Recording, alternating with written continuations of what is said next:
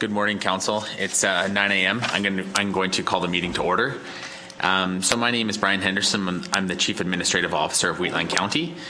So we are doing the organizational meeting today. The agenda is before you. Is there any additions or changes that are required to the agenda?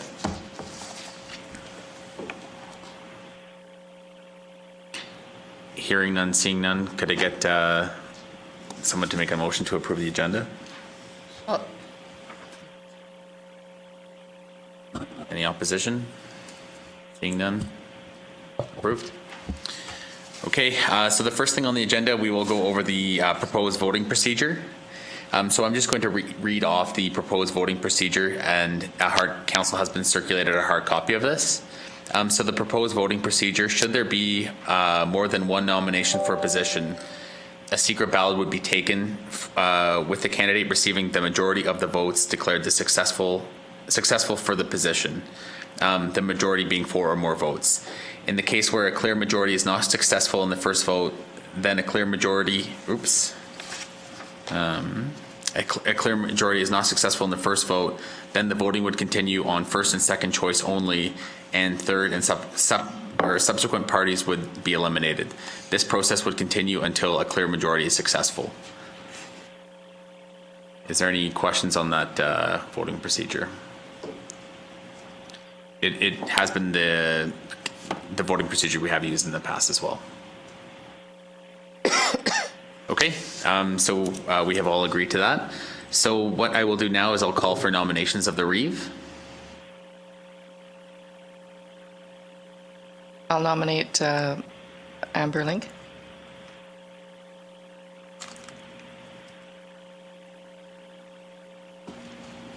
Any other nominations for the Reeve? Oh, yeah, I'll nominate. Okay, so 2 votes. To confirm both nominees, would you let your name stand for the vote? Yeah, please. Okay. All right. So what we'll do is we'll do the secret ballot.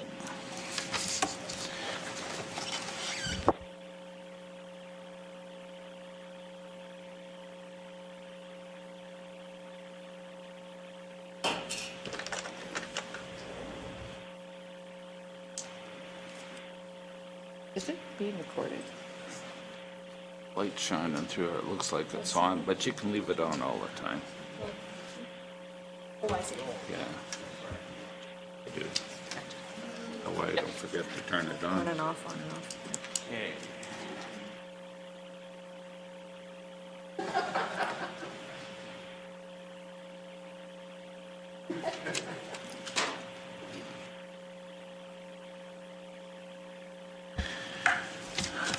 Okay, so with this process, what I'll do is I'll come and collect the ballots. If everyone has completed their vote, I'll head out and I'll have Margaret or Shanna watch me count the ballots in my office.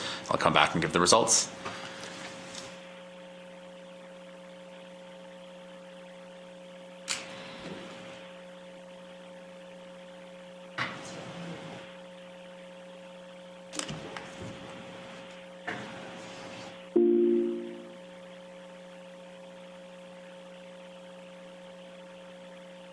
Oh, they just count them and then Oh, no, is it? Or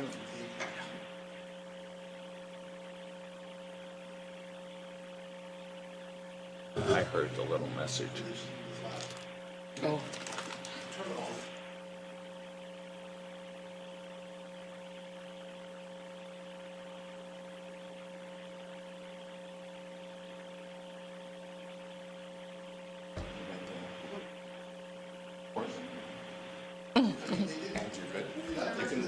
You can look at it. if I need to add in, it was. You want to take it away? Record.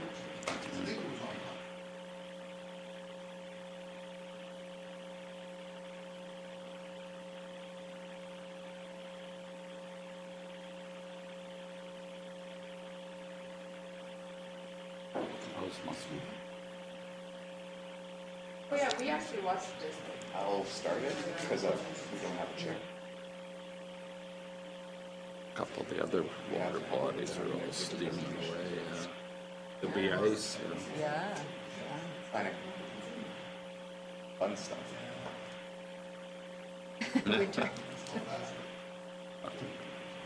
Not liking it already. Oh, no. Yeah, loving the fall.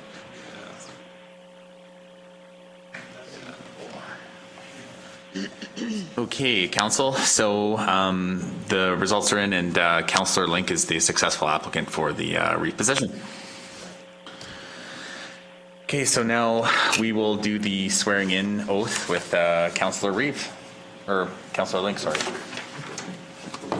You want there? Sure, might as well.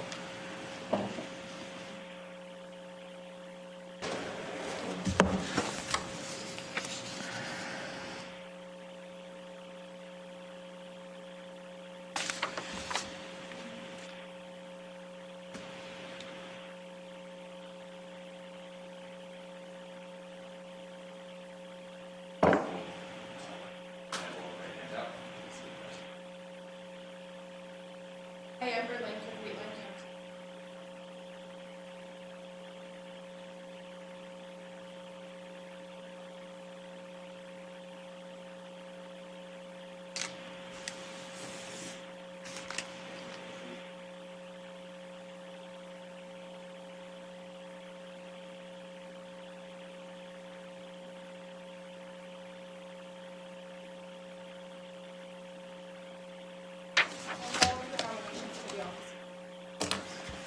I'll call for nominations for the office of Deputy Reeve. I'll nominate Scott Clausen. You accept the nomination? Yes, I do. Excellent. Calling for any other nominations for Deputy Reeve?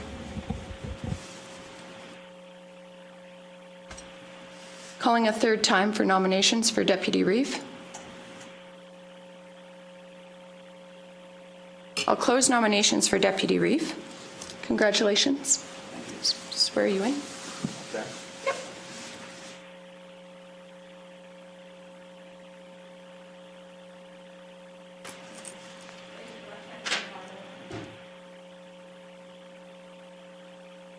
I, Scott Claassen of Wheatland County in the province of Alberta, do swear that I will diligently, faithfully, and to the best of my ability execute according to the law the office of Deputy Reeve. So help me God.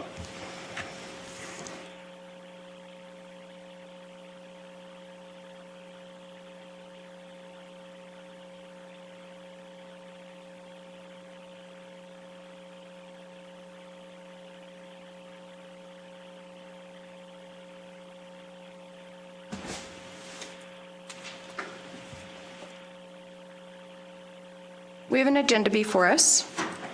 Actually, I guess CAO Henderson already asked if there was any additions or changes, and I believe Councillor Lorison moved approval.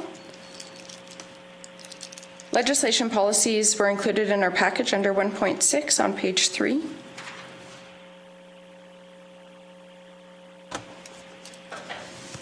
Does administration want to go through those, or would you just like council to review them? If council just notes that they exist and they're under section 5 of the legislation policy, no resolution required. I do have one question for council.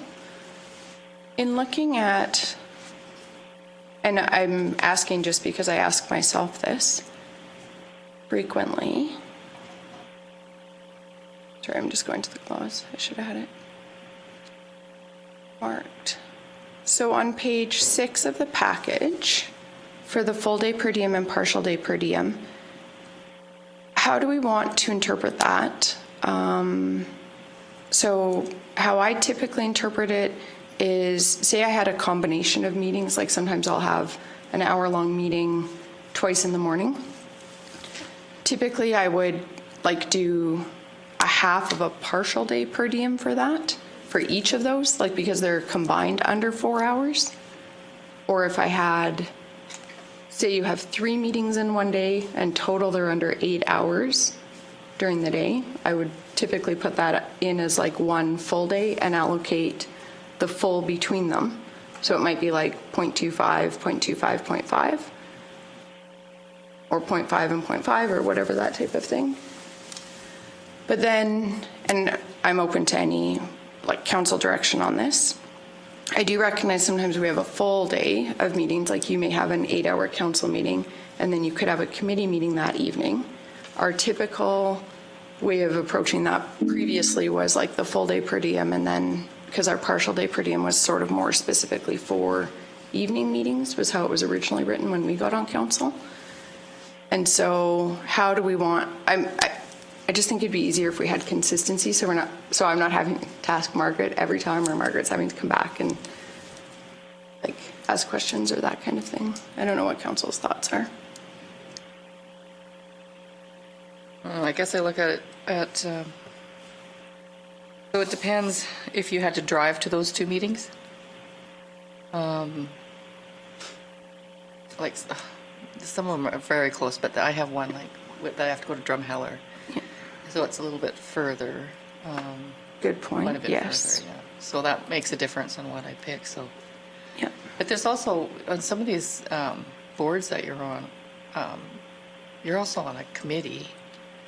Like sometimes, like one of ours, I guess you'd count that in. Our committee meetings are usually before or after them. Board meeting. I don't know. Just keep that in mind, I guess, is the mileage. Yeah, and I think you could certainly claim the mileage for both. Like if they're both ratified meetings, there's no problem getting paid the mileage. The other thing Margaret pointed out. It's just the time of getting there. Totally. Right? And perhaps you count that, like perhaps the 4 hours would include your driving time. Yeah, like that. Or 8. Like, so if you're, But say you when have a 3.5 hour meeting, but you had an hour drive each way to get there. But knocking off Zooms, Yeah. they're. I think as long as we're like approaching it consistently, it's just easier if we all know, like, I just think it's easier if we're all doing it the same way. Well, I agree with you. Like, the way I do it is if I've got 2 meetings, I have 2 meetings in the morning, then those meetings are, and basically my cutoff is noon. If anything carries past noon, that considers me a full day. So if I've got, yeah, not including lunch, but yeah, and I'm exactly the same way. If I have 2 meetings in the morning, I put down 2.25, and that's the end of the day. Then I've billed for half a day, but I've separated out the different work I've done, different committee works I've done, and I think that's probably the fair, in my mind, that's the fairest way to do it. And if you take it past, so I always want a meeting to go to 101. That's just me. So, you know. But yeah, Yes, so I'm sure that's you sort of the do. way I think that's. Now, keeping him, now, we also have to address that. Do we want the half day to be the 0.5 because recognizing the partial is more than half of a full day? And I know we had heard before the rationale for the partial was because often that was in the evening, you're away from your family.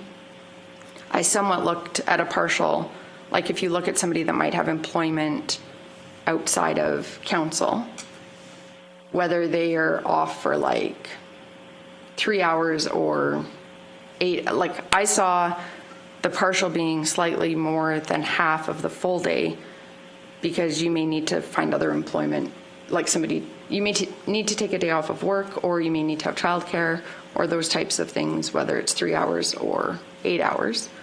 So then we just, as long as we're applying it consistently across the board, it's fine. So if we want to do like 0.5 for say a morning meeting of a full day, or do we want to do 0.5 of a partial day for 2 morning meetings or 2 afternoon meetings?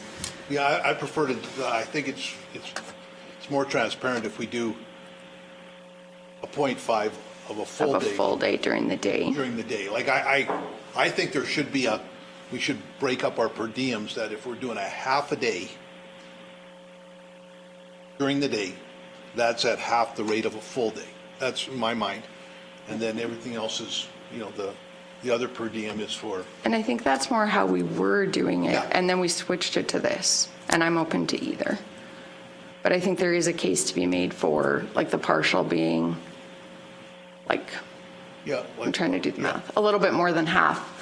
The other thing that Margaret pointed out is that you do frequently have preparation for meetings as well, which we are compensated to be prepared and to do our duties. But like 1 4-hour Cmrb meeting, sometimes Scott or I may have, 3 hours on top of that and we're not charging for, like, I'm not suggesting we charge for that, but you could have a 4-hour meeting with a couple of hours of preparation. So could administration put another column on our deal that's a per diem, like a partial per diem daytime? Well, the partial could be daytime. Like how it says now, it's any meeting up to 4 hours. Right, I know, but if it's... Or you're saying a 0.5. I believe there should be a breakdown, my opinion only, that if it's a partial, if you're less than 4 hours during the day, that should be worth, quote unquote, less money than a partial, like an evening one. That's the way that's why I've tried to always go at it, and I know it's confused Margaret at times when I do it that way. So if there was another per diem rate, like a per diem daytime. Well, I think we can just do the 0.5 of the full. Right. Like Right. I used to do that all the time before we switched But that to this. went away, did it not? No, in Excel you can just put the 0.5. So, being that we just had a committee look at this, we were obviously not involved in any way, shape, or form. Was this discussed at all? That's my first question. Yeah, that's a for good clarification. I don't believe the actual rates per meeting were. I think they just look at total compensation, and they did deem it fair. So with these questions that we have at council, would it not be right to go back to that group and say, we need some clarification on this? So it's fair? That might, yeah, that's So it's not us deciding it? We could for sure. We could ask the committee. Yeah. I'm sorry we didn't raise it at the time. It's just, I thought with a new council, as long as we're all, like, for me, it's just consistency. If we're all doing it the same way, then it's fair. And I just want it to be easy at the end of each month to just... Well, clearly there's some differential. I mean, we were just fresh into this and it's different already. Like, people have different perspectives. I think it'd be better to have a neutral party look at it. I really like that clarify it idea. for us, and then it's done. I love that idea. You want to put a motion? I can make. Can we do a motion and, yeah, I don't really care, as long as you don't charge more than 1 day for a day. That's the bottom line. You can only work 1 day, and if you have 5 meetings during the day, it just adds up to 1 day. totally. If you have 2, and then they're all both in the morning, it's a half a day. Usually what I do, I put half a day on one of the meetings, and the other one I leave blank. And then if Margaret don't like it, she'll change it. If not, but I put it on my timesheet as if I was there, and I put the mileage all in one, and I leave it go at that. I don't know if we have to make it more complicated than it really is. If you come to the work in the morning, and you go home, that's a half a day. And if you stay for the afternoon, that's a full day. And then what happens in the evening? At 6 o'clock, I can have a meeting till 7, then I'll have another meeting after that. I'm going to charge half a rate for half a day's. No, I just charge one evening rate and be done with it. I don't. If we make it complicated, the ratepayers aren't going to know what you're doing or anything. But I think it's important that you don't add up your half-day rates and get 1.5 days for a day. And I think it's appropriate too if you don't charge 2 half-days for the same day, because that's more than a day rate. So in the daytime, you can only have the 1 day rate, not 2 half-day rates. Is that clear? Yeah, when you're saying half day, you're talking the partial, You could not put the a half a 0.5. day on your full day rate if you wanted to. Yeah. So for the new rate, or for the new counselors, not ratepayers, we got new ratepayers too, I guess. We used to have a daytime rate and an evening rate. And the rationale for the evening rate was make up for the driving time, and the evenings is the time where you give up most of your family life. And just so you weren't getting a whole day's pay, they come up with a different rate.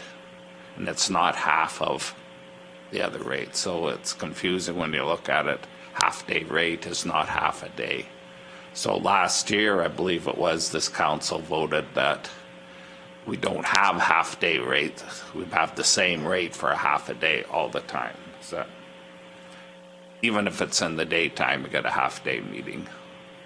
And then usually that covers your driving time. I'd always would include your driving time because we have people here that drive for an hour now. You know, that's considerable. So I would just leave it the way it is and just, personally. Very soon we're gonna, the next step for me would be, you get so much an hour. Put down how many hours you worked, your driving time, and then you calculate it out that way. I'm not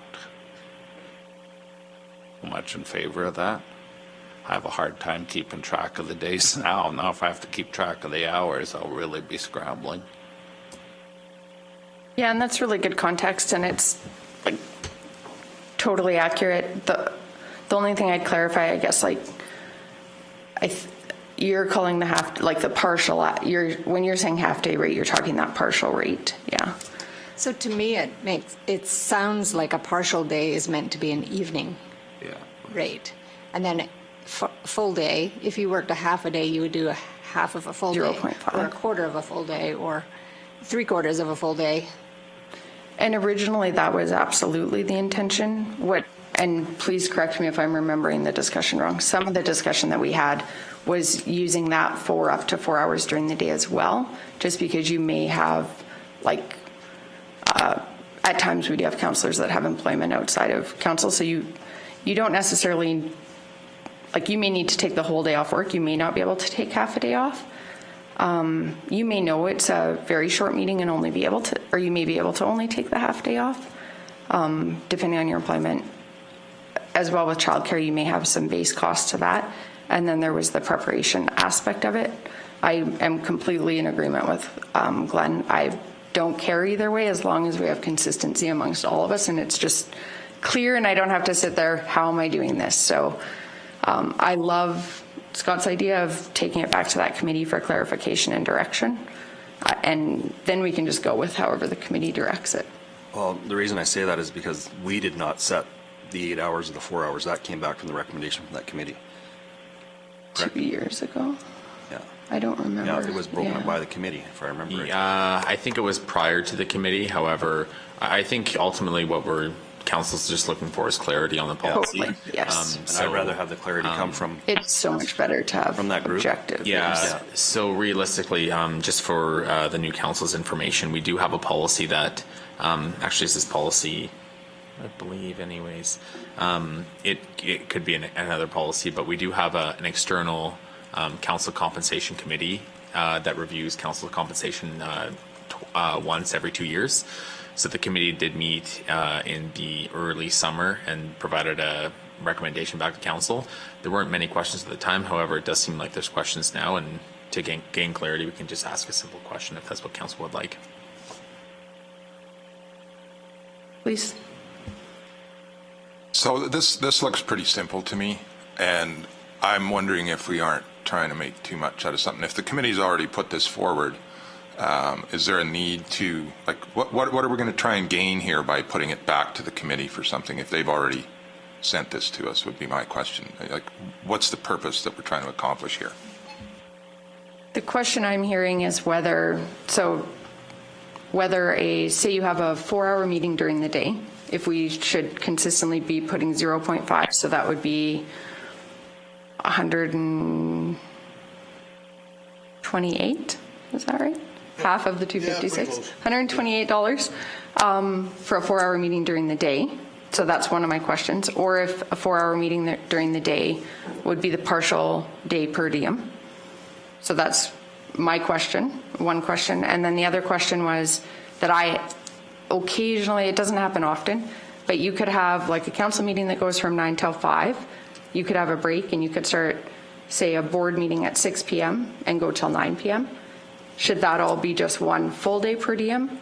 Or what we historically did was a full day per diem, and then the evening would be the partial per diem? And is that appropriate, or does a full day include all meetings on that day, even if it's like 15 hours or That whatever? sounds like the way I've been doing it. If I, Doing that both, does- or doing definitely all does not. under a full day? no, just full day. So that's, because that's up to 8 hours. And then your other one at night is up to 4.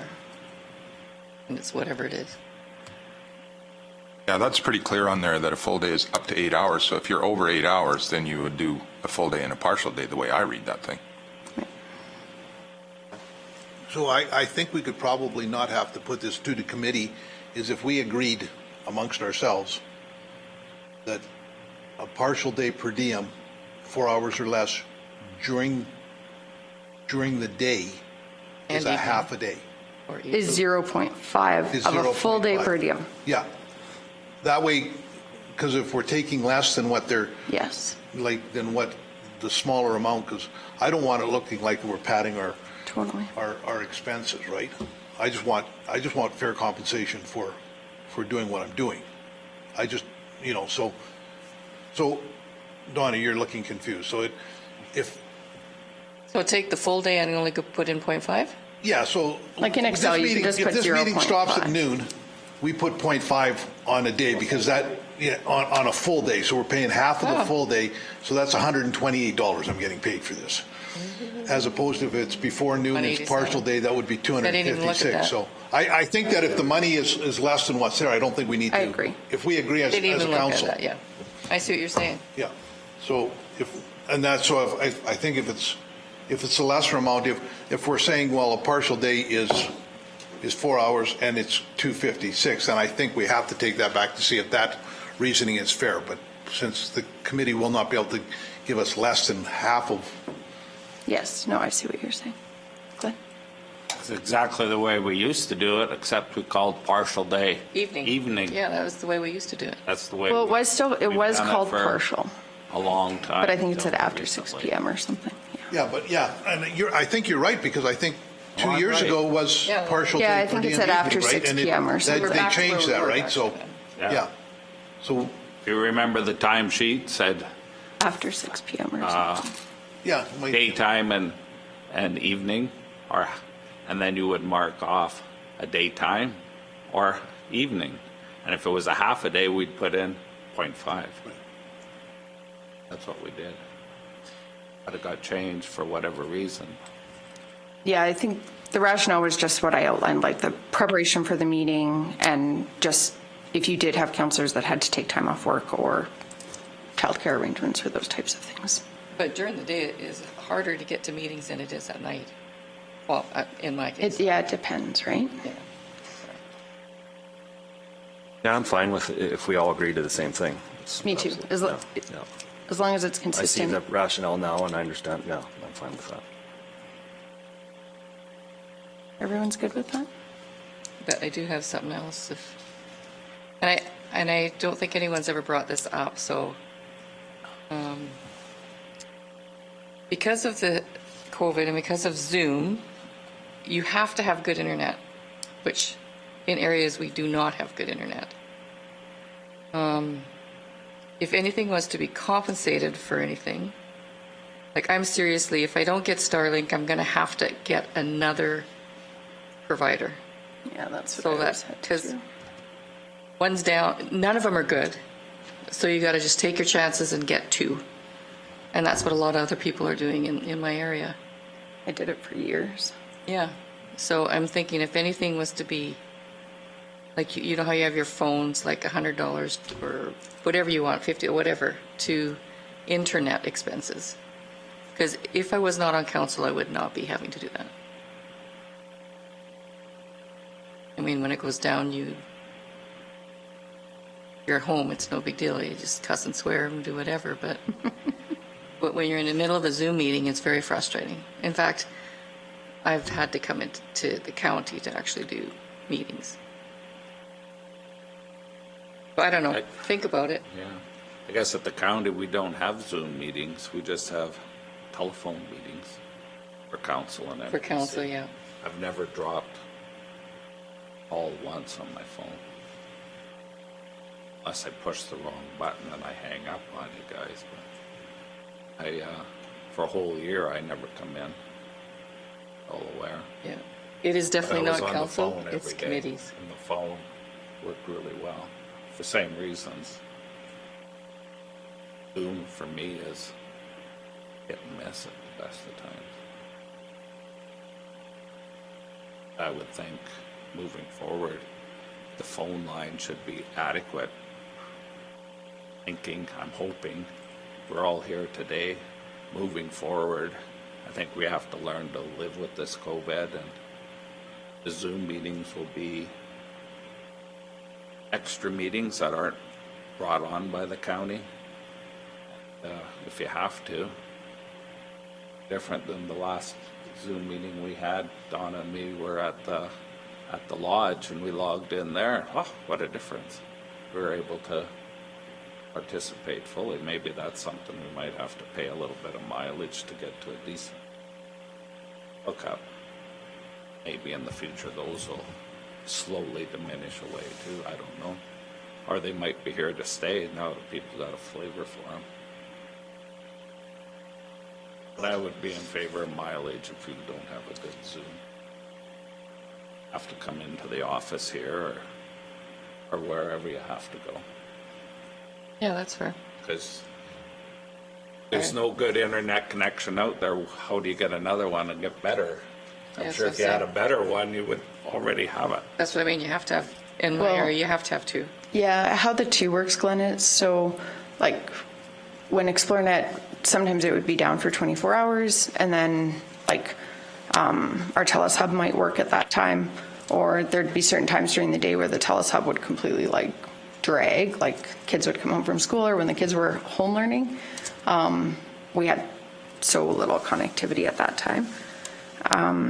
So sometimes one would be good when the other wasn't, and then the other would pick up the slack when the other one was bad. That's why I ran to. And then often I'll dial in by phone, because on Zoom you can just do audio by phone. And that's what I do now that we just have Starlink. So I just move my phone far away so I don't get the feedback and have audio running at the same time.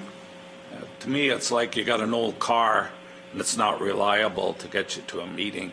So you buy another old car, hoping that one of them work. I mean,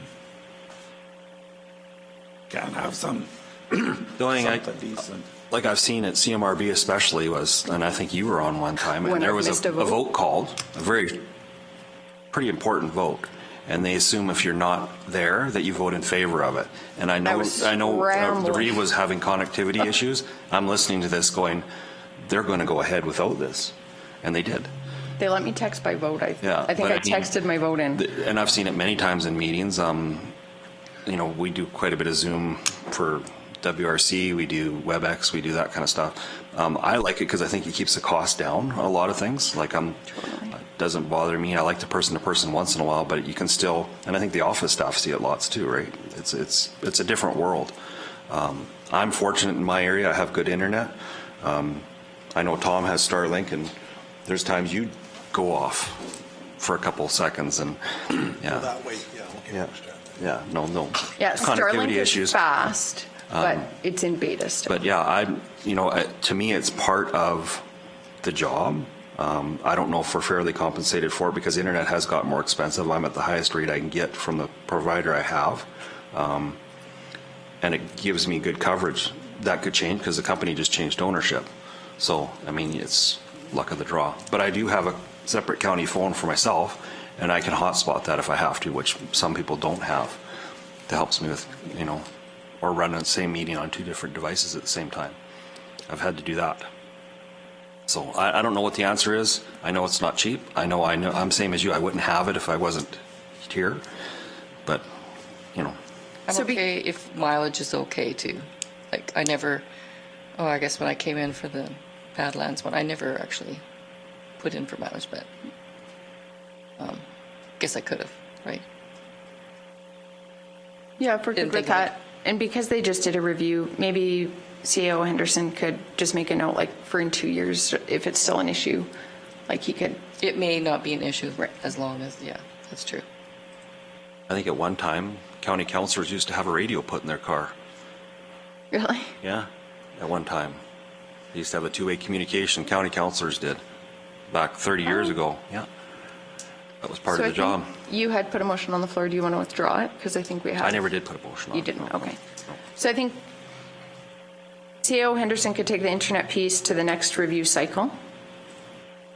Just for Like in 2 years? council's information, the internet piece actually was discussed during the council conversation. I think only one municipality that they looked at, maybe two, had it was like $100 a month allowance for internet.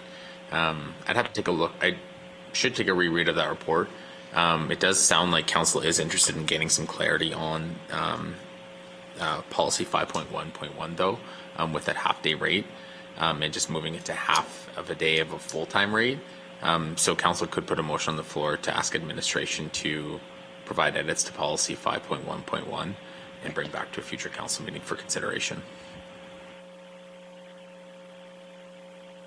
I'm going to have to just excuse myself for a minute, okay? I have to deal with. Yeah, I'd make that motion to have it send it back to administration to review with 0.5 of a Yeah. full day rate for Yeah. meetings up to 4 hours during the Clarification. day or something like that. yeah. And then we can clear it up and adjust this this day rate with some different wording once we get that, so it's clear for everybody. Exactly. No, that's a Vote great on it. idea. Perfect. Any questions or discussion? All in favor? Motion is carried. Sorry, I did not mean to take that long. We'll move to 2.1, draft calendar. Administration has prepared a calendar based on the practice of typically having a council meeting the first and third Tuesday of the month, with Municipal Planning Commission being the second, and then inserted some Ag Services Board meeting dates. They're typically on a Wednesday.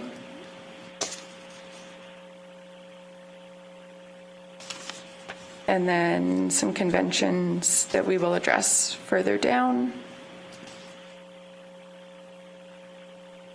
Does anybody have an issue with the proposed calendar?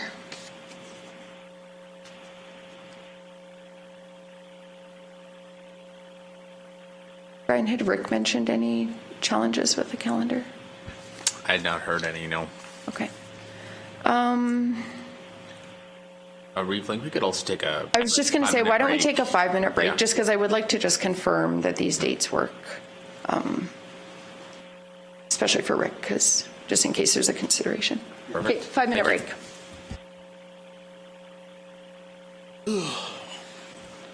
We're on 2.1, draft calendar. Rick, we just wanted to confirm that the dates work for you. Okay, perfect. So I believe we need a motion to approve the calendar, just because once that's done, then we don't need to circulate notification of our council meeting dates. So if we could have a motion approving the meeting and event calendar for 2022. I'll move, and I'll also request that council get a printout, hard copy of the calendar. Sure. Maybe if we could provide the 2021 as well, just for November, December. If you'll accept a friendly amendment. Any questions or discussion? All in favor? Motion is carried. We'll move to 2.2, annual general meeting.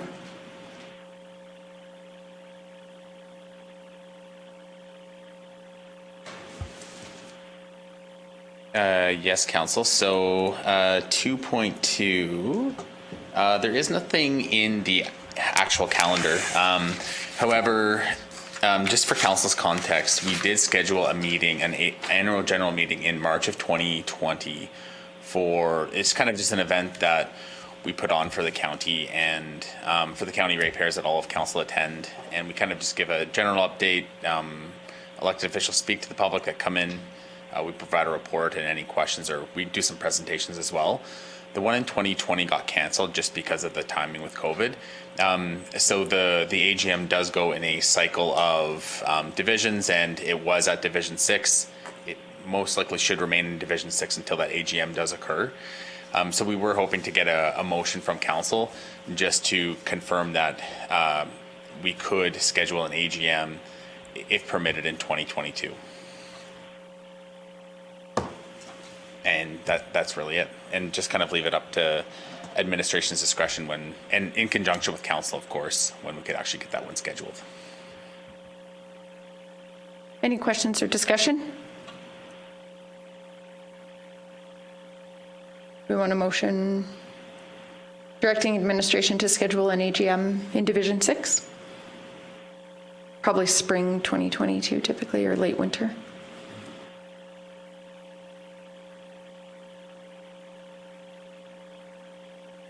So moved. Councillor Laprise has moved. Any questions or discussion? Just a quick question. It's kind of a point of order. Do we need a second for these motions? No? Okay. Is that in the county things? Because that's not in Robert's rules. Okay, thanks. Yeah, I think it's even in the MGA, maybe. I know I've read it. So municipalities aren't required to follow Robert's Rules of Order. We have our own bylaw that lays out the processes and procedure in our meetings. And I do recommend that does need to be reviewed, and it's on our list of things to do.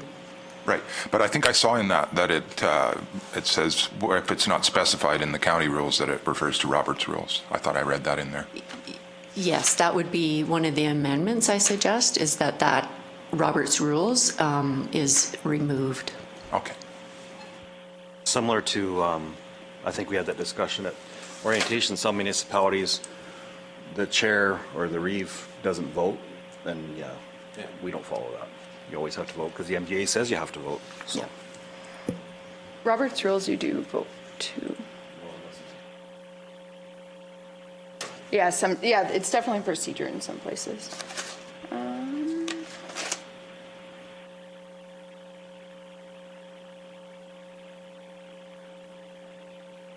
just finding it. It could be. Could be. It is a good question. Our procedure, and I know Municipal Affairs has confirmed it, we don't need seconders. I won't waste time finding it. If it's not in our procedure bylaw, we'll ensure that it is when we review it. Administration has recommended a review of the procedure bylaw and potentially an update, but we'll address that at a later date. But good question. We have a motion on the floor. Any questions or discussion? Any further questions or discussion? All in favor? Motion is carried. 2.3, appointment of signing authorities. 2.31. Yes, so just on the draft schedule, we do have just the appointment of signers, so this is just something for council to note. This will be approved with the schedule itself. We just always have the signers as the reeve, the deputy reeve, the CAO, the general manager of corporate and financial services, and the manager of financial services. So just something to kind of bring to council's attention. And we'll go through this later on the working copy of the 2021 term. Should we have a motion confirming that for the financials, for the audit? I think we should. We should, yeah. Yeah. A motion to confirm the signing authorities as CAO Henderson has presented. I'll move that. Councillor Eichert has moved. Any questions or discussion? All in favor? Motion is carried. We'll move to 2.32, Audit Services. Yes, good morning, council. So on page 13 of your agenda package is just the annual appointment of auditor. So under section 280 sub 1 of the MGA, the council must appoint one auditor for the municipality. So currently we are in a 3-year fixed term with MNP LLP for audit services that expires for the end of fiscal 2021. After this year, there is a 2-year option for us to extend that agreement. So things have been going well with the auditors, and we have no concerns internally. Thank you. Just a question, there's no, with COVID, concerns on timeline. There's a board I'm on that, with a different auditor, that they push things back quite a ways. No, and to me, we do have that May 1st, May 1st deadline annually to get our financial statements audited and submitted to the province. Ultimately, that would be a workflow issue of the auditor, not necessarily one of the municipality. Okay, just want to double check, and then I'll make the motion that Wheatland County appoint MNP LLP as financial statement auditor for the 2021 calendar year. Any questions or discussion? All in favor? Motion is carried. We'll move to 2.41, Economic Development Board Dissolution Options. Before we move this, I've got a question that I've been struggling with, and I'd like council's opinion on this. Can a person belong to a board and not be in 100% agreement of the direction the board is going? Because I've been told that when you're on the board, you've got to wear a board hat. And I'm struggling with that, because there are times that a board can be going in the wrong direction, in my opinion. And does that preclude a person from being on that particular board? I think a board is the same as council. Go to the board meeting, everyone has their ideas, and you discuss it, you debate it. But your hat is for the good of the board. That's your primary objective. So then you vote. Then the outcome of the vote, even though you don't agree with it, you have to support it. It's no different than council. We all can vote here on council, and we all got our views, but when the vote is taken, you have to support what council says. You can say, I'm not agreeing with it, but you can't take any action to undermine the board. When you sit on a board, and I asked that question specifically of the lawyer to get his answer. He says that is why you're there, to support that board, to make it work. Then when you come back here to council and you have to discuss giving money to that board, then you got a different hat on, and you can say, well, in comparison to such and such, I think we can do this, right? But you can't come back and undermine that board. You discuss, when you're in a meeting with that board, the primary objective is the good of that board, to make that board work, to make it whole, to make it better, and to participate fully and accept the outcome of the vote. Can't accept those basic rules, then I think it's problematic to be on anything, right? You can't accept that you have to support what committee you're on. Doesn't mean you have to name the committee you can support or not. It's just the philosophy of it, that you're going to support the board. And when the vote's taken, you've got to support it, whatever the direction is. And you can come back, read your papers, no different than council, and say, hey, I've been thinking, and oh, I'd like to see this, or maybe we'll hire this. And if the board agrees, fine. If the board doesn't, then that got to support the board. I don't know if I'm wrong, Brian, or do you have any ideas? Or? So during the council orientation, I do recall that Derek from Brownlee did note that when you're at the board, you're wearing a board hat. Of course, when you're at the board, people may not all unanimously agree on prior to coming to that vote. But when you're speaking from the position of the board, you should convey that message, depending on the board. The board may not have some sort of bylaw, but that would be my general understanding. However, when you do come back to council, you do have that separate hat, and I believe Derek King did specifically mention that during council orientation. So even though you're speaking, you're a board member and a council member, there's two very separate and distinct hats that you must wear. When you come back to council, you may not necessarily agree with the board. That was my general understanding of Mr. King's presentation. So, if I can, on the surface, this is fine, but I've been at boards where even talking about a different idea, the thing about the whole board comes up, where you're at this board, you have to represent the best interests of this board, but if you have a different idea, it's thrown at you. Do you understand what I'm saying? Like, it's hard because you may have a difference of opinion with somebody on the board, and they use this, well, you're here for the best of the board. Your idea may be, in your opinion, the best for that board or a different direction, but they don't, maybe the rest of the board doesn't see it that way.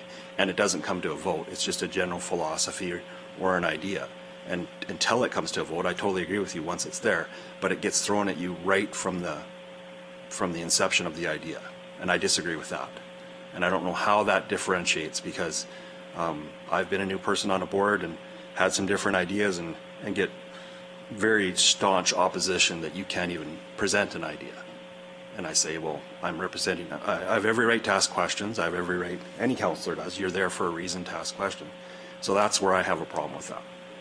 And I would welcome any training from a legal opinion on it, because you have to, we're here as a democratic society. We're here to represent our people. We go to a board, we represent whatever background you have and behind you. And then, so it's at that fine line. And, you know, like, I agree with you, once it's been voted on, fine. But even the discussion of it has been brought to me that that's not the proper way to do things. So that's, I'm hearing you right. It's no different than in council. We can discuss lots of things. You might think after a couple months go by, nothing's changed. And you ask the CAO and he'll say, no motion was made. You got to make a motion if you want change. Yep. So there's lots of times you discuss things like we're doing now. There's no motion now. Yep. Right? So if you want change, bring your idea forward. You have to make a motion. When you make a motion, it is the duty of the board, council, to listen to you and fully debate it and bring it to a vote. You feel and understand what you said too, that you feel however you feel. I won't put it into words. Sometimes things aren't easy to discuss and you got to bring it forward, right? Yeah. I mean, that's our job. Nobody said it was easy. Sometimes they're easier than others, but that's the only way you're going to make a change. Yeah. And if the vote fails, you still got your ideas that you have to support what the vote did. Doesn't mean you have to stop working on your ideas. Yeah, so our code of conduct addresses this discussion in a couple of places. 4.1 C, D, and G, just around general conduct, indicates that all times councillors and members shall C, as support the majority decision of council or the board, D, respect the personal opinions of other councillors and members, and G, as publicly express his or her personal opinions in such a manner that maintains respect for council or the board, other councillors or members, and any decisions made by council or a board. And then as well, we have a section 5, respecting the decision-making process, which indicates, like 5.1 indicates a healthy or an appropriate forum for healthy and fulsome debate and discussion of matters before council or board is during a council or board meeting. References preparation. All councillors and members should be given a full opportunity to address issues before council or a board in a full, open, and professional manner to encourage and promote healthy debate of issues. And then 5.4 is key, and I think really the foundation of democracy. And like the discussion has been, this specifically applies to us as councillors. Council decisions are made by majority vote by the councillors. Board decisions are made by majority vote by the members.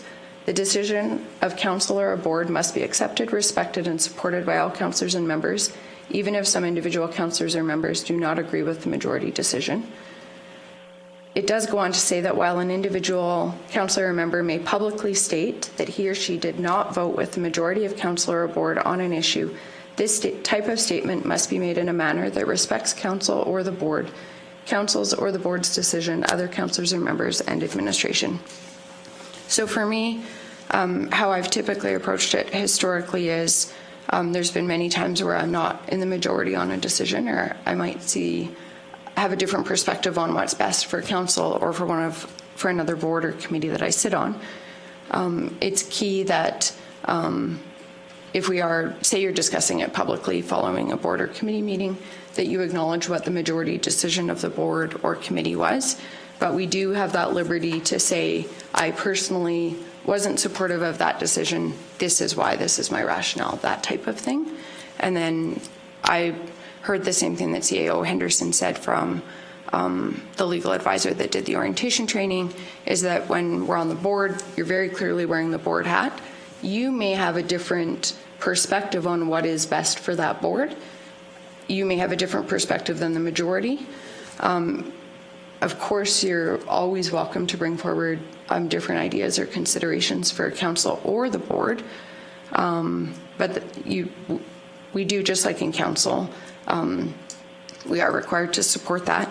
However, when we come to the council table, nothing can compromise our responsibility to represent ratepayers of Wheatland County.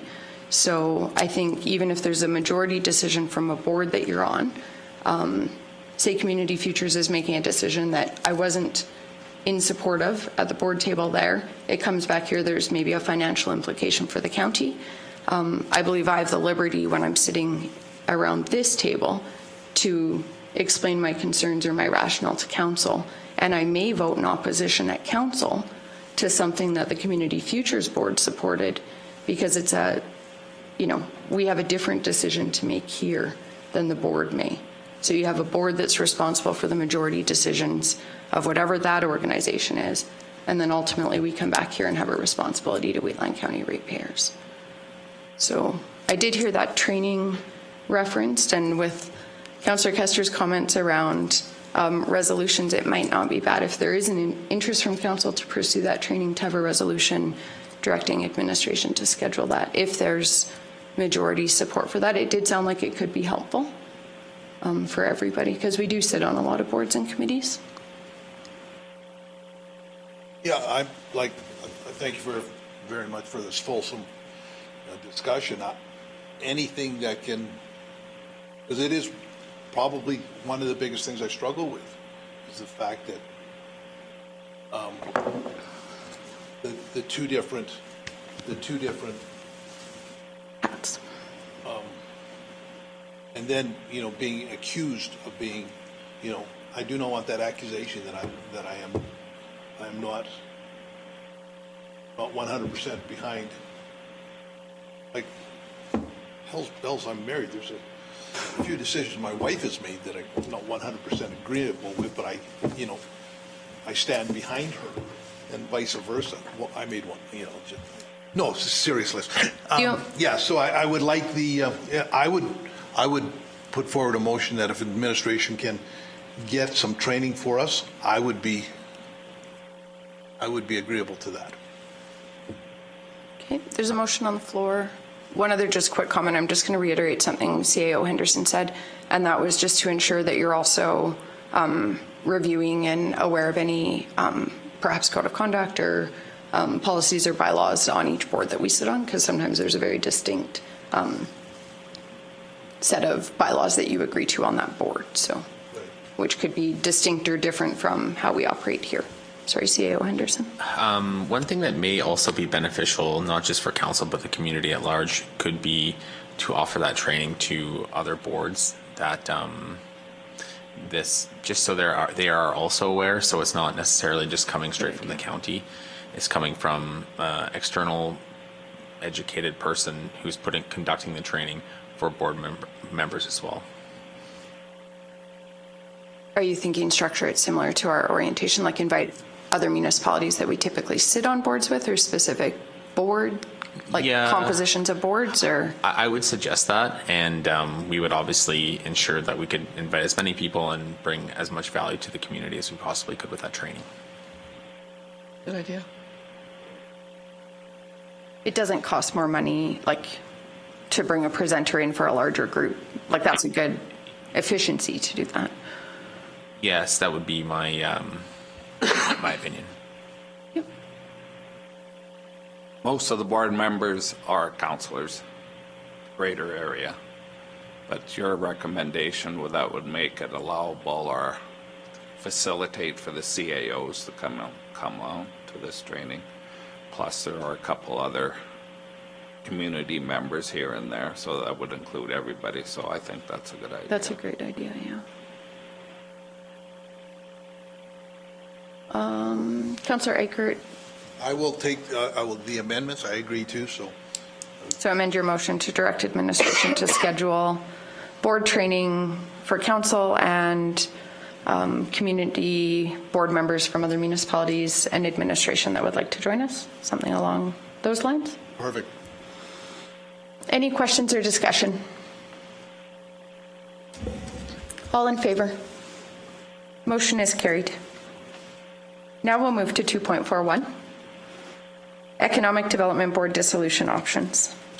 Good morning, Council. Matt from Administration here to present the Economic Development Board dissolution and various options for proceeding and moving forward. Just for this council, just by way of background, we have an established terms of reference, which are supplemental in your agenda package, highlighting the board's responsibilities and requirements. Prior to November 2020, however, this board used to be an advisory board. What that basically means is one that provides governance options or strategic initiatives to move forward, advises staff, and then we implement them with the direction of our economic development strategy and our investment attraction strategy.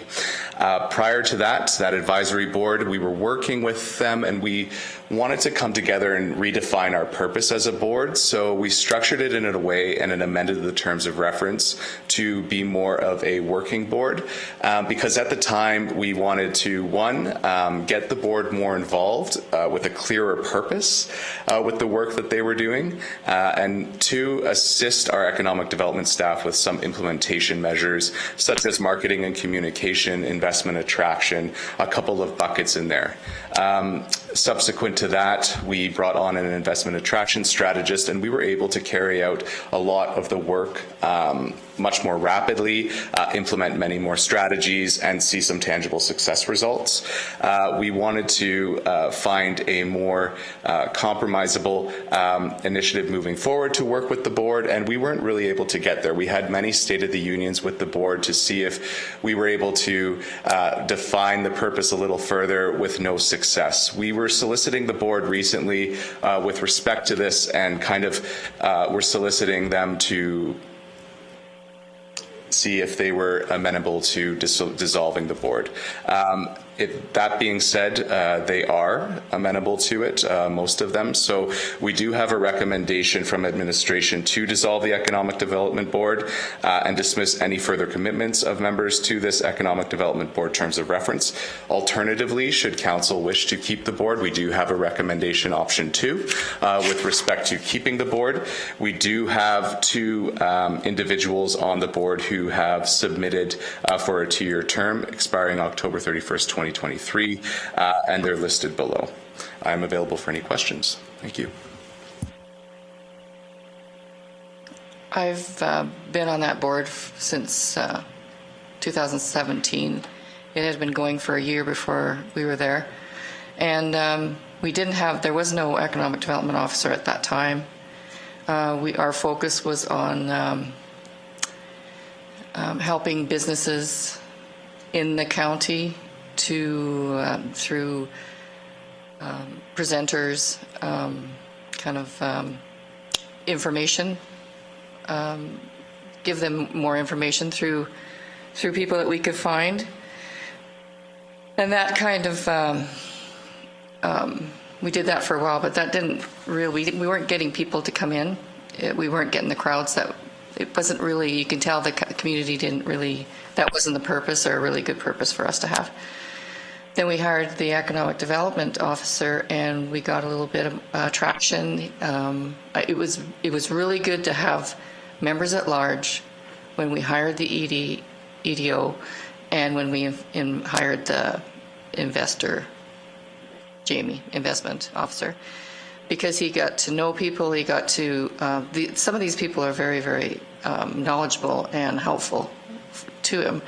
But as it comes to now, one of our biggest purposes was signage, marketing, broadband, things that have come up. Everything that came up to the meeting, the county is now working on, and is working on. And it feels like we've just kind of hit a roadblock, and what can we do next? Because we've got to the point where now the staff have to carry things forward. I mean, I think with the money that we would be saving without having the board would be beneficial. So I'm in favor of the dissolution.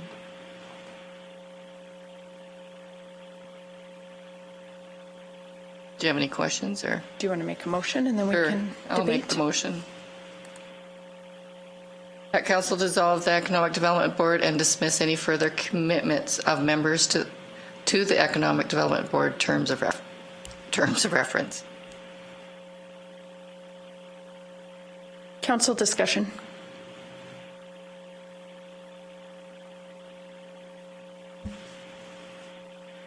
Is there, because I don't know anything about this committee, is there an upside to keeping it going, or has it, I'm hearing from you that it looks like it's run its course. It's kind of run its course. Is there some new things that they could look at? Well, that's what we Or- did. We went out to the members and said, what new can we be working on? And we didn't get anything. Okay, then it sounds like the committee served its purpose. Yeah. And just to further Councillor Bigger's comments, through the Reeve, the committee has, we've received many great solutions, recommendations, ideas that we've also implemented into our strategy. So notwithstanding, should council choose to dissolve it, there has been a lot of benefit. We've received that throughout the last several years, and they're always available, we know. Should we have any questions, because the composition, the cross-section was a very unique set, from business owners to nonprofits to obviously council members to staff. So they are available, and if we need to pick up the phone and call, or should they have any suggestions, we are always open as well. I just wanted to add that note. Thank you. Yeah, and I think a tremendous amount of work has been done on economic development and investment attraction over, well, it's been many years. I know there was an investment attraction strategy built like prior to me coming on council. We did a second kind of updated investment or economic development strategy that council worked hard on. And as well, part of that strategy involved bringing some staff on. I think that's been the significant change is previously there was no administration kind of focused on economic development. And now that we have that administrative capacity, I think, and council will still have oversight. And like you said, we can still do lots of engagement with the different stakeholders, recognizing as well that the chamber is a growing force and like has really dynamic business owners. And we still have that direct liaison if we maintain that seat Exactly. with the business community. That's right. And I really think we could utilize that group in a similar capacity when needed, like just when necessary. There's been an amazing foundation built, I think, for economic development and investment attraction in the county. So I support it, particularly hearing from you as the board representative to council. I fully support the dissolution just based on what I've heard and what I've read. There's definitely like some difference of opinion. I did hear from one board member that did support continuing it, but I think there are other mechanisms we can use to ensure that we're still getting that engagement. So, any other questions or discussion?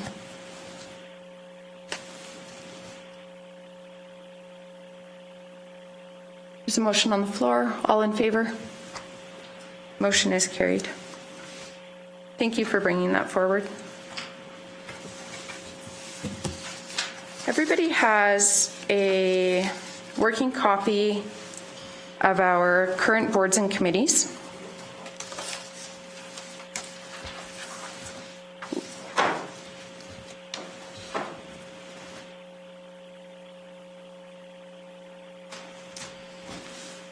Yes, Council. So on page 26 is the working copy of the committee list. So the first committee, we did circulate some member-at-large profiles for Council to consider. And the board composition is a little bit more unique than the other one, so I'm going to get our Manager of Agriculture Services, Russ Montrath, right here to explain the board. Thank you. Good morning, Council. Russ Montrath, Manager of Ag and Environment. As per our ASB bylaw 2019-29, the composition of our Agricultural Service Board may consist of council members and members at large and shall have either 5, 7, or 9 voting members with a minimum of 3 council. Current membership of the board has been all of council, so 7 council members, 2 members at large. One of those member appointments doesn't expire until October of 2023.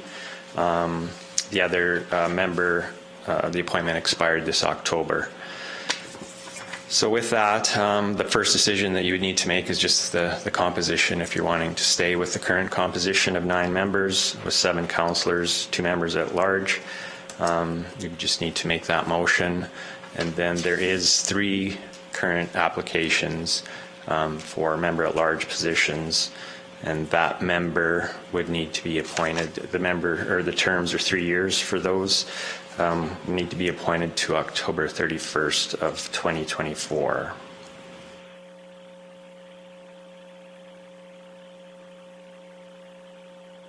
It's Barry that's appointed to 2023? Yes, Barry Van Laar is appointed till 2023.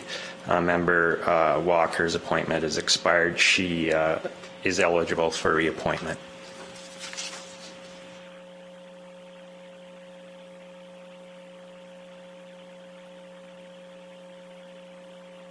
So we have some decisions to consider. Historically, all of council did sit on ASB. I want to say 2 years ago, we did go for a year where, was it only 2 councillors didn't sit? Two weren't on. 2 and then went down to 1 and then, yeah. We did do that for a year, and then we did move back to having all of council sit on ASB, in addition to the 2 members at large, giving us a board composition of 9 members total. One of the things that we found is just agriculture is so foundational to everything that we do. And we didn't want to really be missing perspectives from any division. We did try and draw members at large from divisions where we didn't have the council perspective, but then we also found that the flow of information from the ASB, because it was so critical to council, I know the members, I should let you speak for yourselves, but it was challenging at times not attending ASB or not being a member on the committee. Maybe one of you can speak to that better. For me, I originally stepped aside because there was interest within my community to have a member there. And I figured if somebody that was more closely related to the industry was there, I'd rather them represent the area. And then there was a little bit, you weren't up to speed as councillors what was going on too. So I think being back on there is good. I really enjoy it. It gives me definitely balanced approach to things when you're making decisions. So we're looking for 1 member right now. We have 3. Yeah, our first decision would be what composition we want. For me, I'd write the more public input we have, the better. From producers is always good for me. Like I look at all these people here, we add them all. 5, 7, or 9, right? Yeah. Yeah. So the current bylaw is on it starts on 29, and the membership is, as Russ just shared, on page 30. At the top, you can see the composition. So the first question would be if we're going to have all of council sit. If we do decide that, then that's already 7 members sitting. I'm hearing absolutely definite support for having then moving to the 9 member model that is permitted under the bylaw. And that would mean that we would be looking at 1 of the 3 whose information that we have been provided. Alternatively, we could have less council, more members at large. Those are the decisions. The first decision we have to make is around the council numbers, and then that will determine how many members at large we can appoint.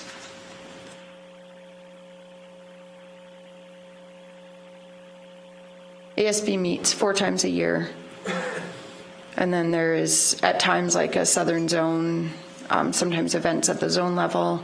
And then as well, there's like a provincial convention, typically annually.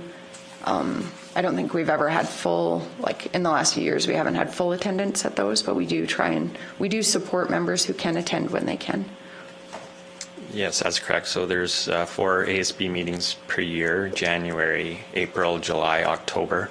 So this year it's different. We'll have our first ASB meeting next week.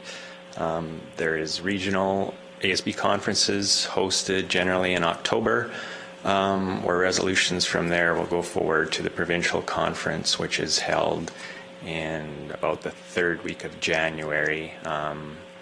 And the location can vary with that. And then some years there's provincial ASB tours as well, which is, it's been a while since we've had one of those. So yeah, those are the commitments of the ASB.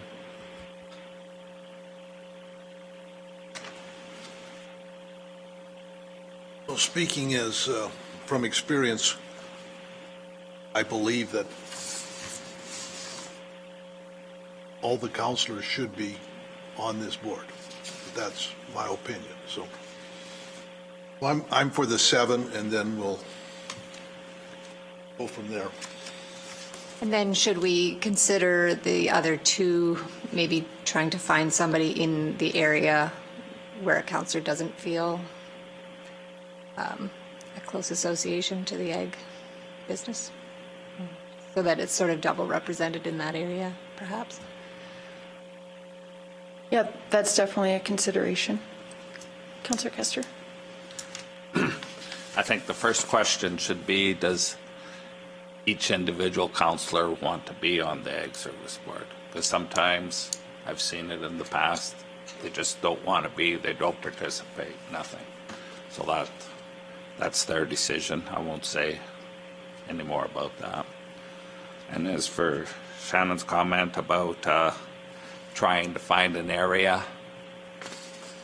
past experience, farming is so general in the county.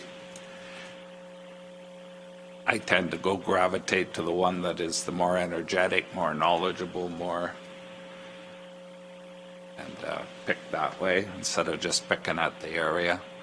Not saying it's right or wrong, it's just my preference.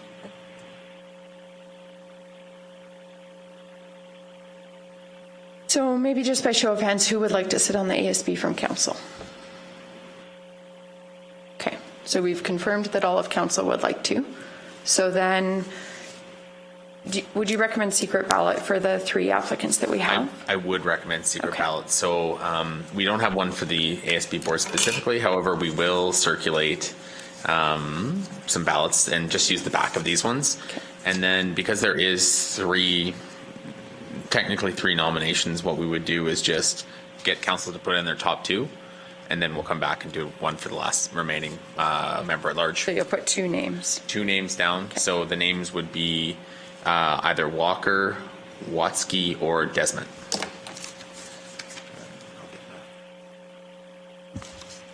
Where are those names?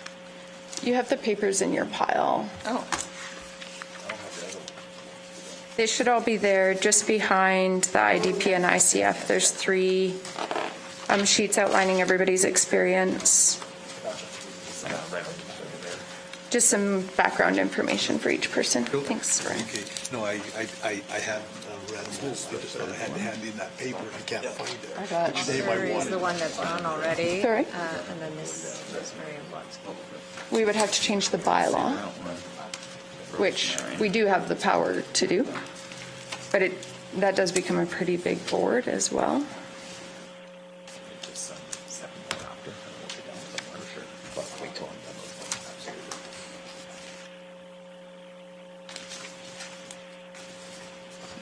So council, please do take the time to review the applications in front of you and let us know when you're completed. Yeah, take as much time as you need.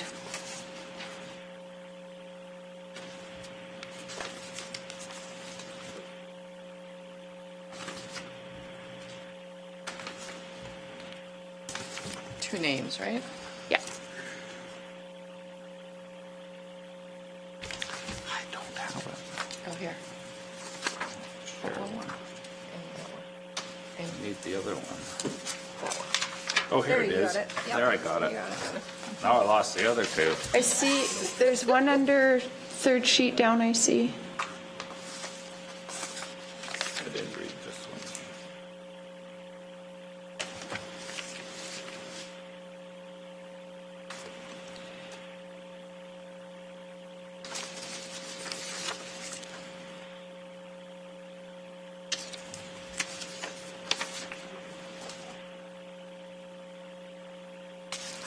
you can look through this file.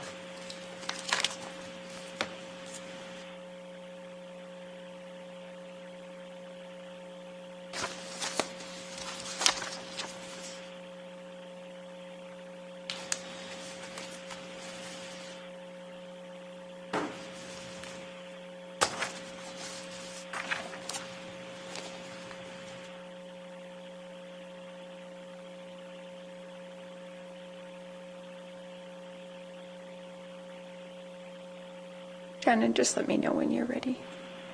Take your time. I think we're ready. Done.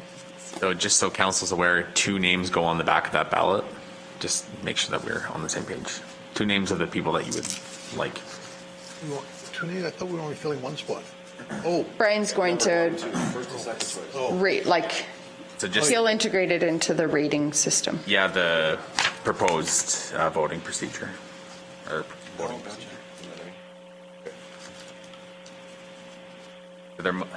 There must be 2 names on the back of that ballot. this is how the UCP always gets in trouble, because they always have that. Well, Brian, do you think you would do 2? Because for 1 position, you do? Because how I would interpret it is everybody could put 1, and then you would, if there wasn't a clear majority, you would eliminate one of the 3 that had the least number of votes, and then we would vote again on the 2. That's how I would So interpret. technically, I guess we could redo it, but what we could do is ask for nominations for all applicants. And if there's 3 nominations, then we could do it that way if there's only 1 nomination. However, this way there is no nominations, so technically all are nominated, they all put their name forward. So I thought this would probably be the most Yeah, as long as, equitable way to do it. sure. Oh, perfect, thank you.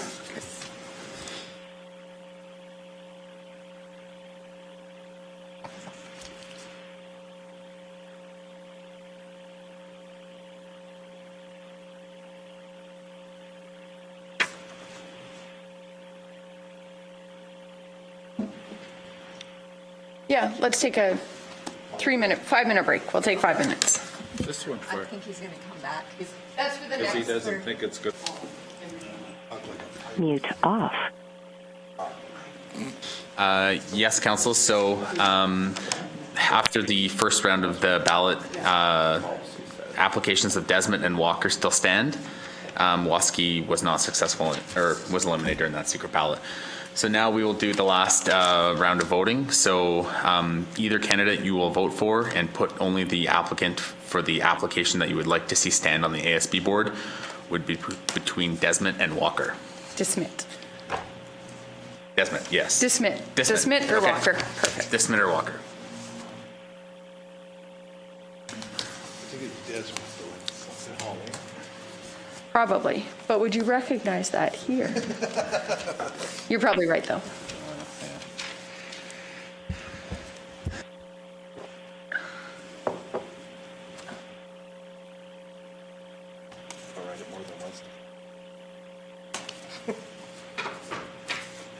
Depending on voting machine they're running it through.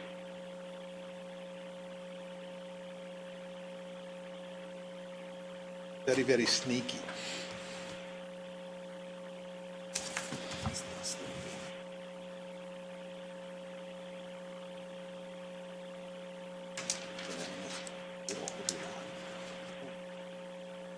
Just start rolling.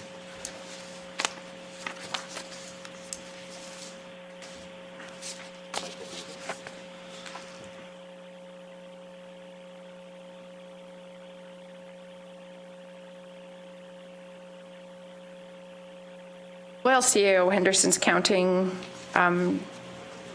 Just for clarification, under the ASB, the chair, vice chair will be appointed at the ASB organizational meeting next week, as well as appointments to both the Bursary and Environmental Stewardship Award Subcommittee, as well as the ALICE Partnership Subcommittee of the ASB. All of that will happen at the ASB meeting next week. We could probably start discussing Alberta Care, if you guys are comfortable with that.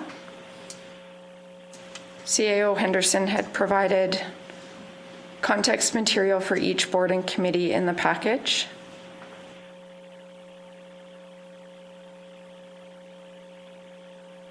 It's getting to the page. Page 27. And we'll just work our way down through. Except CAO Henderson was super fast, so. Yes, so the successful applicant is Sandra Desmet. Perfect. So we should probably do motions for each committee. So a motion to appoint Sandra Desmet to the Ag Services Board. Also move. Councillor Bigger has moved. Any questions or discussion? All in favor? Motion is carried. Just through the chair, can we make the appointment till October 31st, 2024? As well, if we can have a motion with the structure of the ASB being 9 members, 7 council, and 2 members at large. Okay, let's do a second motion just so it's clean. Appointing all of council as well to the ASB, having the composition be 9 voting members, and with the term for the member just appointed being October 31st, 2024. Will that cover everything? Somebody want to make the second motion? Seems that we are. Thank you. Any questions or discussion? All in favor? Motion is carried. Thank you, Russ. Sorry, I missed those. We'll move to Alberta Care. How do you want to structure this? Do you want to just, if we want to be on this, say it? Yeah, so how we've done it before is just, yeah. Okay. If there's somebody that has an interest, state your name. If not, or if somebody would like to nominate somebody, we can either self-nominate or nominate each other, or whatever works. In regards to Alberta Care, I kind of worked with Ben the last year. There was really nothing that I could go to, but I would definitely like to be on there. Okay. Anyone else? So the process will be just same as the voting for the other things. If we have more councillors who are interested in an appointment, then there are positions on a board. We'll go to secret ballot. We'll just do that for each one. Anybody else interested in Alberta Care? If not, perhaps a motion appointing Scott.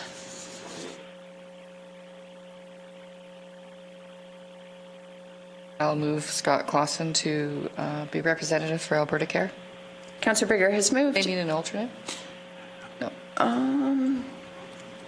Yes. Because you sat as alternate last year, right, Scott? It wasn't always, though, but just because Ben had been on there for so long was basically to kind of carry the torch, so to speak. Yeah, we don't actually have It doesn't matter. an alternate in the notes. Okay. Just double checking, I think. Yeah. So I think we're okay with that. Good thinking, though. Any other questions or discussion? All in favor? Motion is carried. We'll move to Calgary Metropolitan Region Board. Typically, the Reeve typically attends board meetings, and Deputy Reeve has been sitting as alternate for that, and then we have just sort of split up the committees. The Advocacy Committee has been dissolved, so we can strike that from our list. I guess we can do a resolution to strike that when we get there. I would like to continue sitting on the Cmrb for as long as necessary, if that's council's will. So I've got, everybody that knows me has, sort of knows that where I'm at here. I believe that we need to be there, but we need as little participation as possible. We have done the work that the Reeve has done for this committee is absolutely phenomenal. Nothing but praise for it. But I believe that we have done as much as can be done. Anything else more than this, I do not want any thought out there that anybody here believes that we think this is a good idea.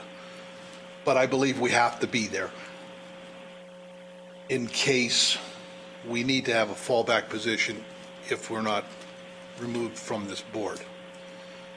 So I just really would like, if we're going to do this, this has got to, I would really want this to be bare bones minimum. Like, we vote on anything that is pertinent to the county of Wheatland, and then any other votes will be whatever, it's not going to make any difference. I don't think there's anything that is going to be done that is going to positively impact the county of Wheatland.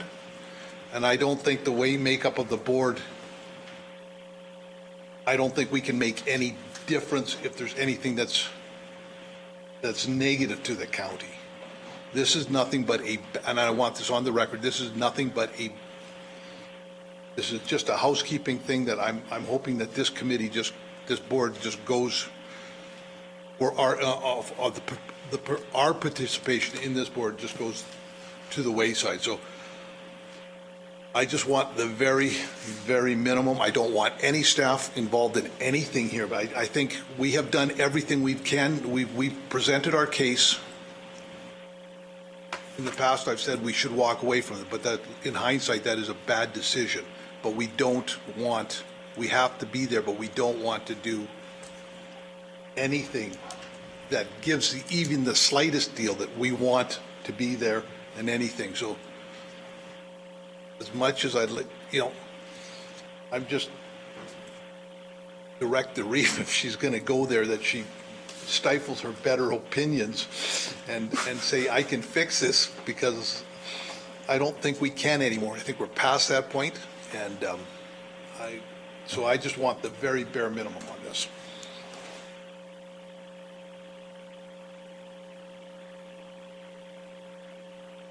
Yeah, being that I've been there, I understand what you're saying. I think the bulk of the work has been done. It's been submitted to the minister for review, and that position definitely knows where we stand, I believe.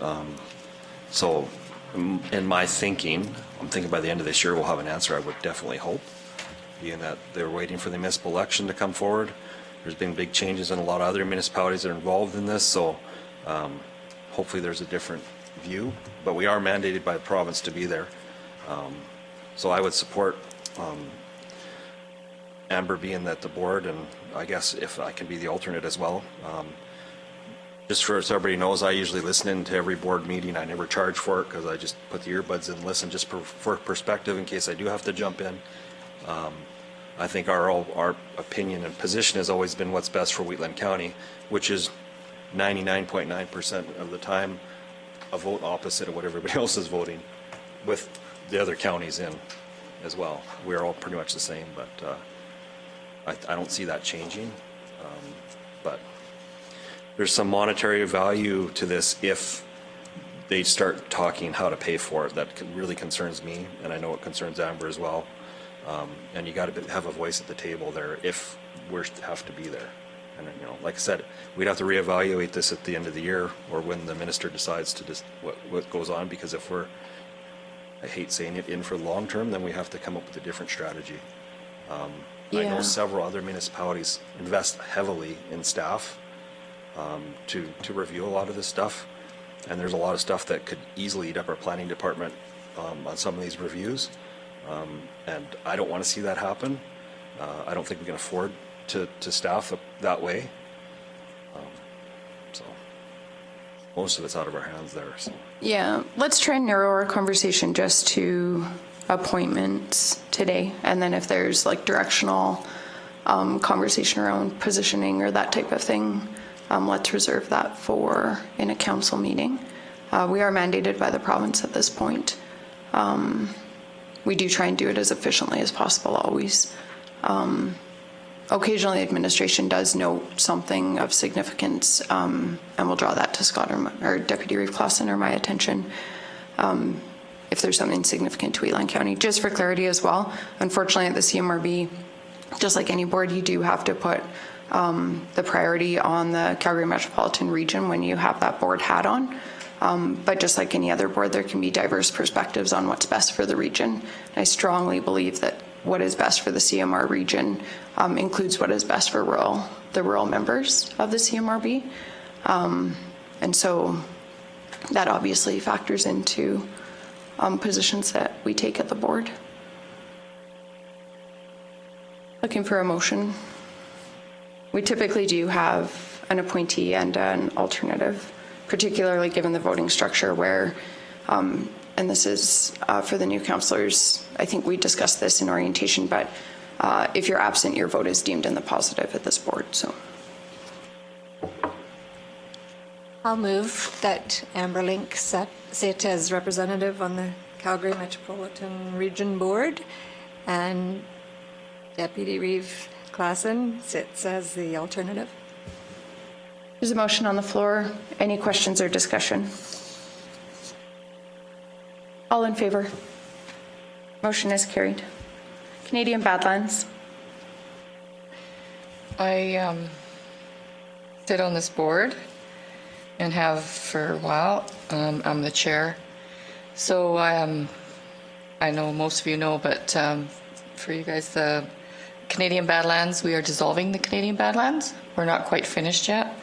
The Canadian Badlands isn't dead. It's just the limited company will be dissolved. It's run by municipalities. And it kind of brought in some difficulties and some problems. So now the Canadian Badlands is in name only for the region, and it will be now promoted through Travel Alberta in the government of Alberta. So I will need to sit on it for a little while longer till I can get checks signed and the company dissolved. It's just taking a little bit longer than we thought. Just need one? Just one. Just one vote? Yeah. I think probably by the end of this year, it'll be dissolved.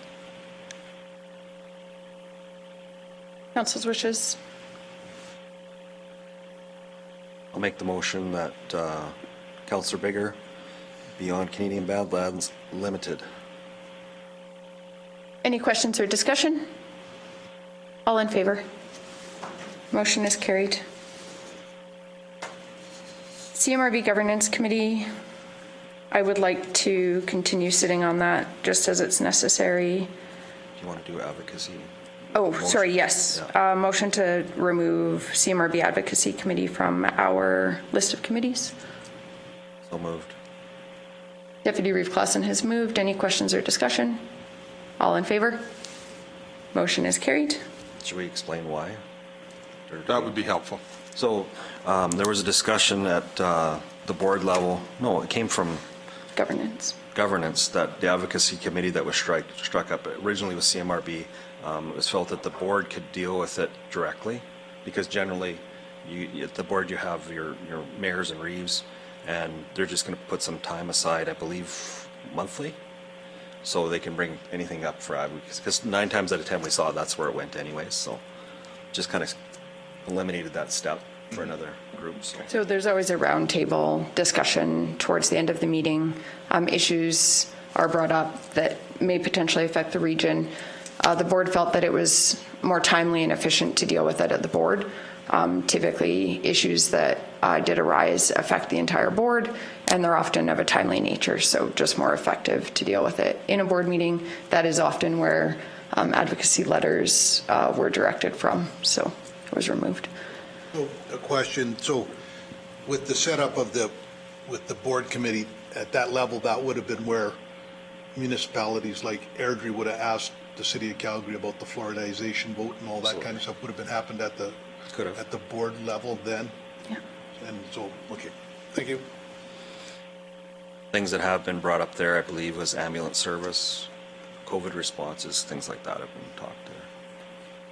Yeah, diverse perspectives for sure. sure. And several advocacy letters did come from the board through board discussion. So Originally, I was on the board, I asked for at the board meeting to have an advocacy committee because of the situation of the ambulances, and it affected all the municipalities. And it was, yeah, we need it. I don't believe the ambulance was ever discussed until one of the major players was running into additional troubles and wanted it discussed, and nobody would write a letter for him. It seems like same with this board, the same with the whole outfit. It's what one member wants, that's what you do. And I agree wholeheartedly with Tom. I think we have to be there and use our vote. But for the rest of the committees and for staff time, I say it's time to cut the strings. So yeah, I'm in favor of the advocacy committee gone and the rest of them for that matter. Plan has been posted and we're not part of it. Never get part of it.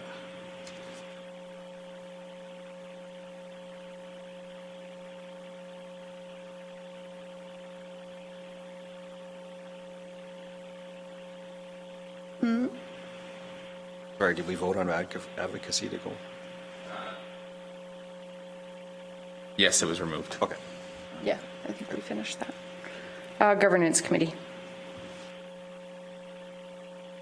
I move that we cancel out the governance committee too. For reasons that when the board was first growing and the growth mode, the governance committee was used to predetermine some things, plus other things that could have been strictly went to the board, like the budget and that. So now that the board is functioning and they have a plan and it's approved by the minister, and being that we have such little influence on the board, I say it isn't worth our time. I can say from listening to both of those meetings, it's repeated twice.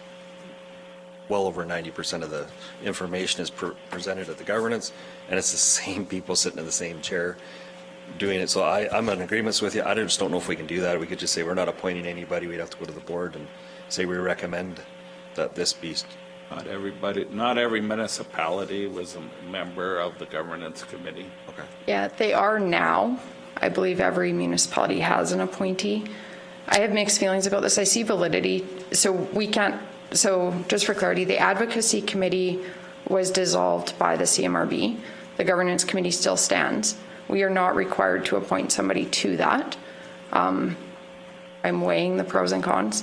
A lot of the discussion that happens on matters does happen in committee and then is brought to the board at times for ratification, which I agree is not efficient.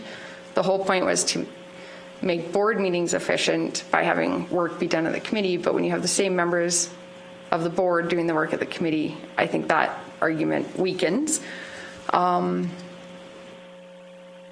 but I think I'm supportive of that. I can kind of keep tabs on governance, and if there's something hugely significant, I can always go back and review a meeting. Like if there's substantial discussion that occurs in a governance meeting, they are public.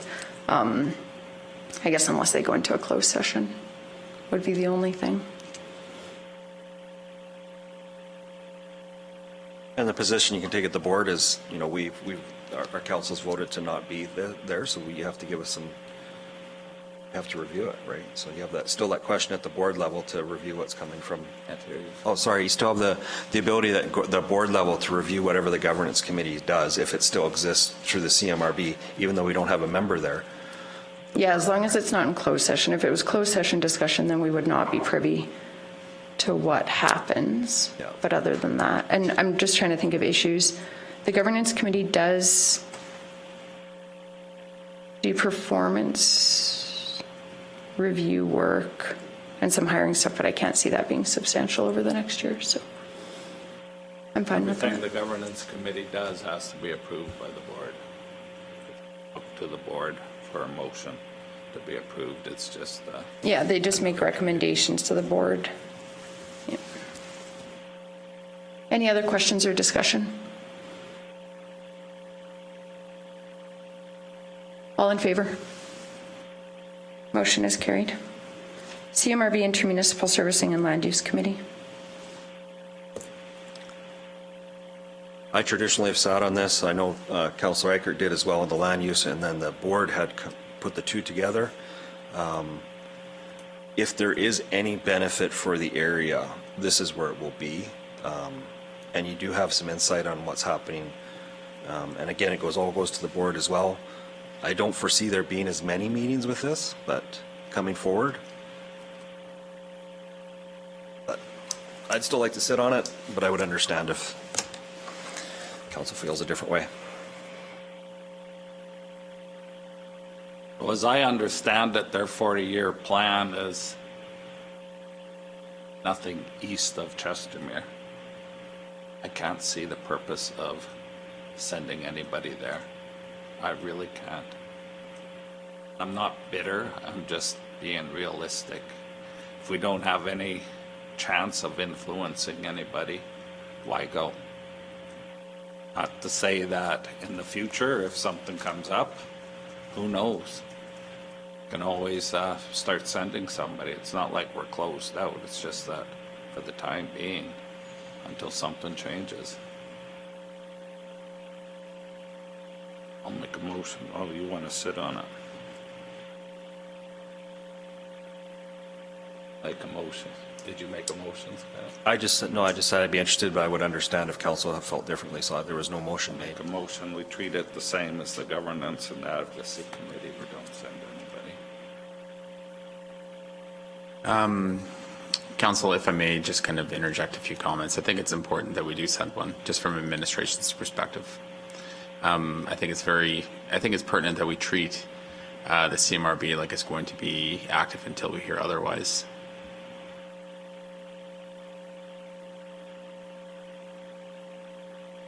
Do you feel that way for governance or just land use and servicing? Pretty done.